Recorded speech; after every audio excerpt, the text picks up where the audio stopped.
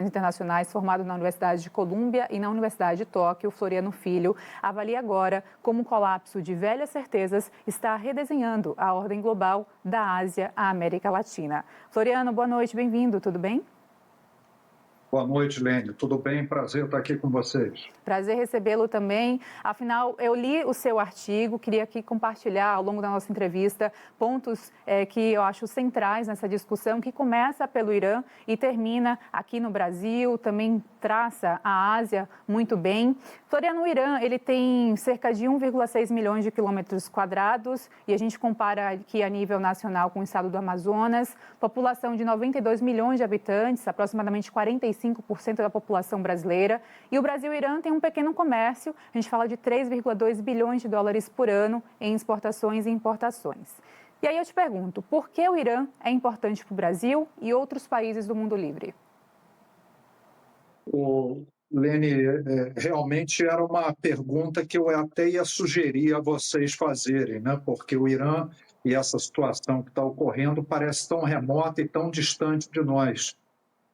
Eu tenho a impressão que, do nosso ponto de vista, não interessa tanto olhar a questão bilateral, porque, como você acabou de dizer, é comparativamente, proporcionalmente pequena. Mas quando você pensa, por exemplo, em relação aos BRICS, né? Brasil, Rússia, Índia, China, e aí os BRICS Plus, né? Que foi a agregação de outros países a esse agrupamento, que inclui a África do Sul também, um dos países que foi recentemente agregado a esse novo grupo, né? Essa nova formação do BRICS, foi justamente o Irã.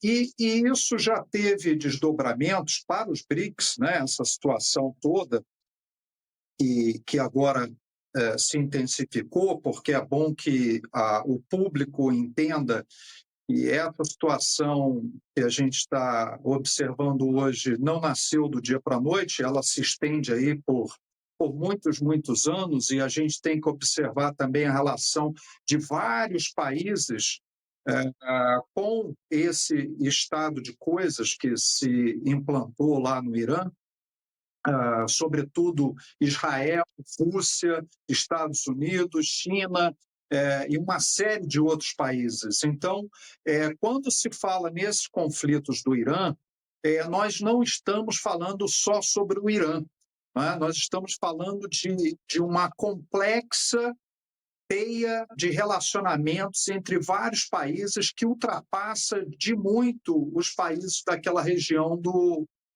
Oriente Médio. Não é? Então, por exemplo, voltando para o caso dos BRICS, houve um exercício naval recentemente lá na África do Sul, e o Irã iria participar como parte de um exercício dos BRICS e acabou se retirando desse exercício naval, um exercício naval militar, né? Por conta justamente do agravamento dessa situação lá no Irã. Mas este é apenas um exemplo dos vários outros que a gente poderia aqui enumerar, como, por exemplo, a questão nuclear, que envolve a questão do urânio, do plutônio. O urânio interessa ao Brasil, e aí você perguntou a relação com o Brasil, né? O urânio interessa ao Brasil porque o Brasil tem uma das maiores reservas de urânio do mundo, né? A questão petrolífera, né? A gente viu o que aconteceu recentemente na Venezuela, e você até acabou de dar uma notícia nova sobre a Venezuela.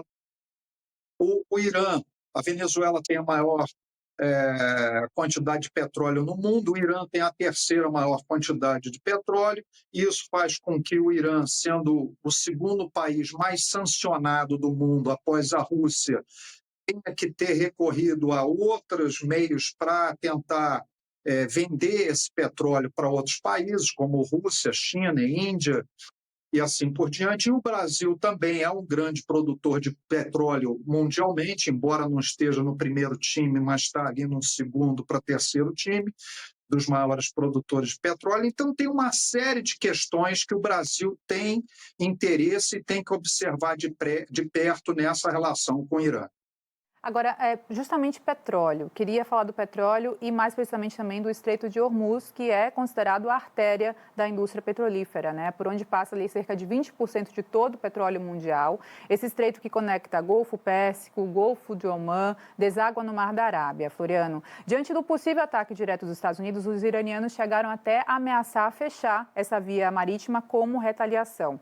Analistas do JP Morgan, eles falam o seguinte, que o fechamento do Estreito de Hormuz ele poderia dobrar o valor do barril de petróleo, dos $60 atual para os $120 por barril, até $130 por barril pode chegar esse valor. Essas ameaças do regime iraniano, elas devem ser levadas a sério? Eles têm realmente equipamentos, condições militares para fechar o Estreito de Hormuz? Não resta dúvida. O Irã, inclusive, fornece equipamentos para a Rússia nessa guerra com a Ucrânia.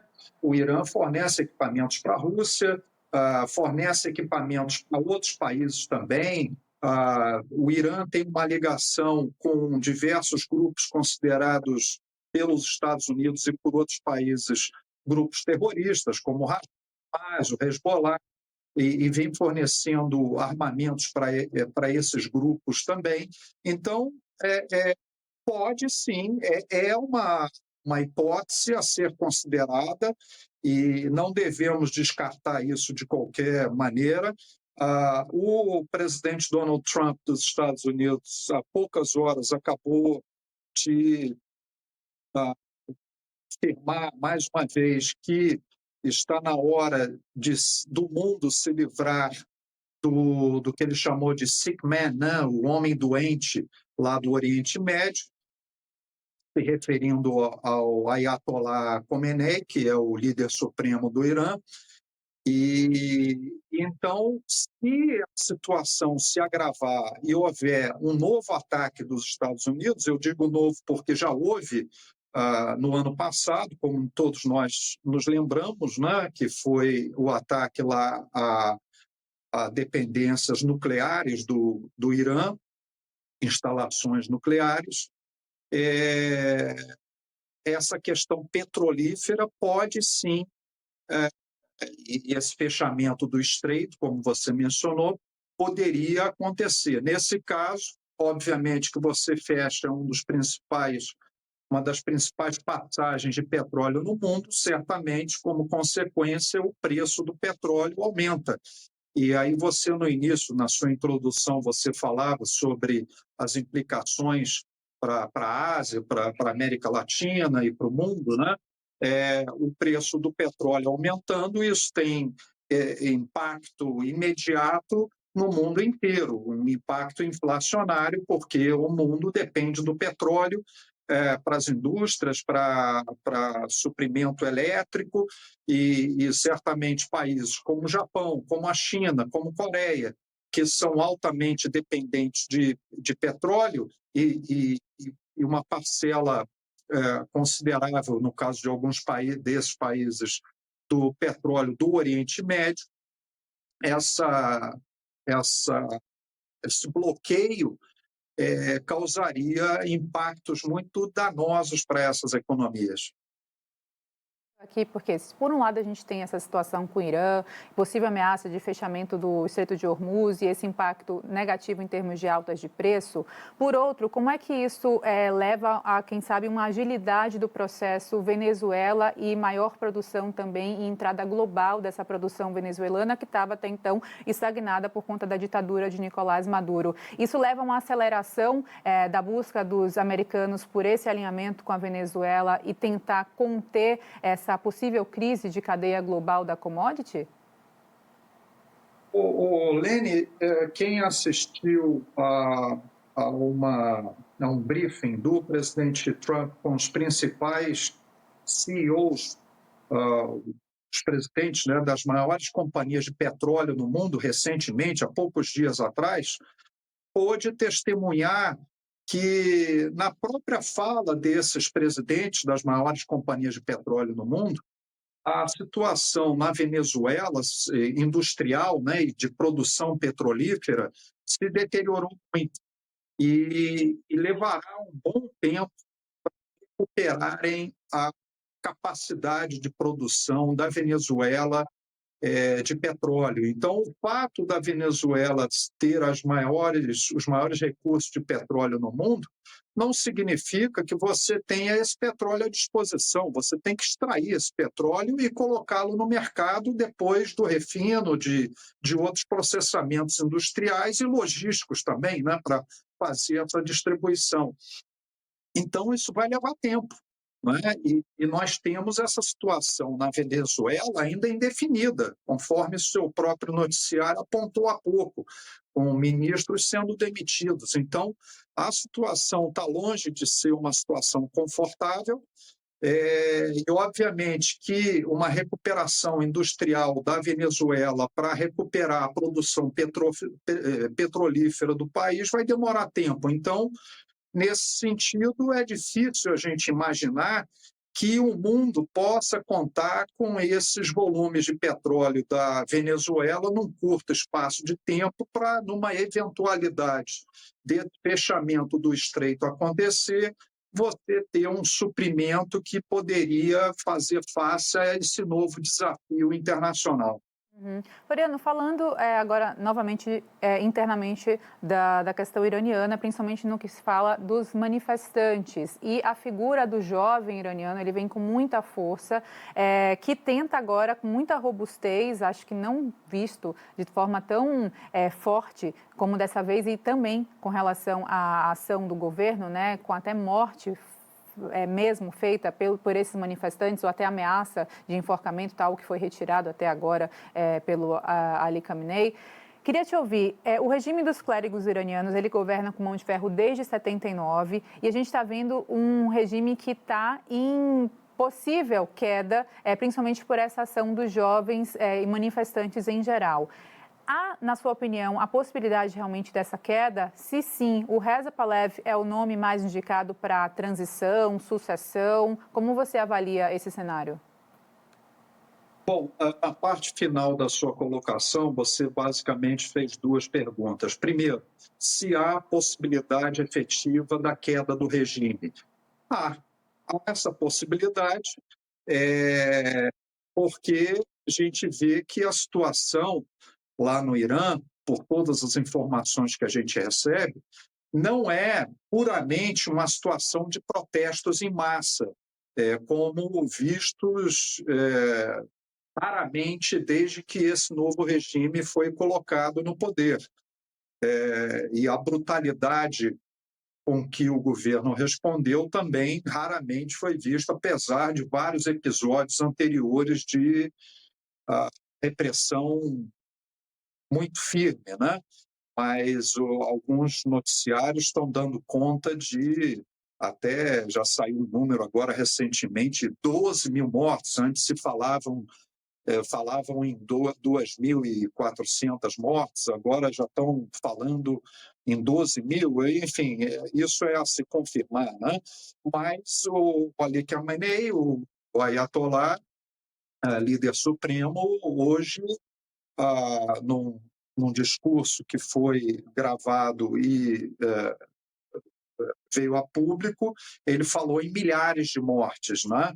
Então, essa é a face mais visível e mais brutal disso que está acontecendo lá no Irã. Mas, ao lado disso e na base disso, você tem uma economia esfacelada, não é?